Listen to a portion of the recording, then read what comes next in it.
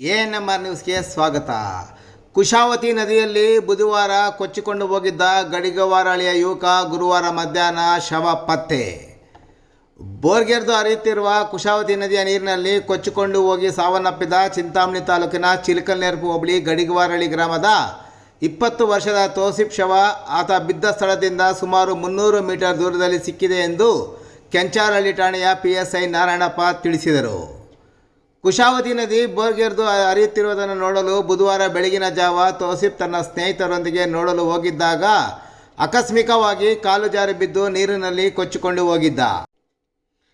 ಕೆಂಚಾರಹಳ್ಳಿ ಠಾಣೆಯ PSI ಮತ್ತು ಸಿಬ್ಬಂದಿ ಹಾಗೂ ಅಗ್ನಿಶಾಮಕ ದಳದ ಸಿಬ್ಬಂದಿ ಬುಧವಾರ ಶವಕ್ಕಾಗಿ ಶೋಧನಾ ಕಾರ್ಯ ಕೈಗೆತ್ತಿಕೊಂಡಿದ್ದರು. ಆದರೆ ಶವ ಪತ್ತೆಯಾಗಿರಲಿಲ್ಲ.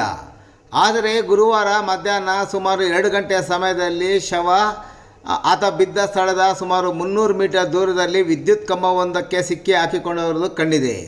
ಕೂಡಲೇ ಕಾರ್ಯಪ್ರವೃತ್ತರಾದ ಕೆಂಚಾರಹಳ್ಳಿ ಠಾಣೆಯ ಪೊಲೀಸರು ಶವವನ್ನು ಅಲ್ಲಿಂದ ತೆಗೆದು ಮರಣೋತ್ತರ ಪರೀಕ್ಷೆಗಾಗಿ ಚಿಂತಾಮಣಿ ನಗರದ ಸಾರ್ವಜನಿಕ ಆಸ್ಪತ್ರೆಗೆ ತಂದು ಮುಂದಿನ ಕ್ರಮ ಕೈಗೊಂಡಿದ್ದಾರೆ.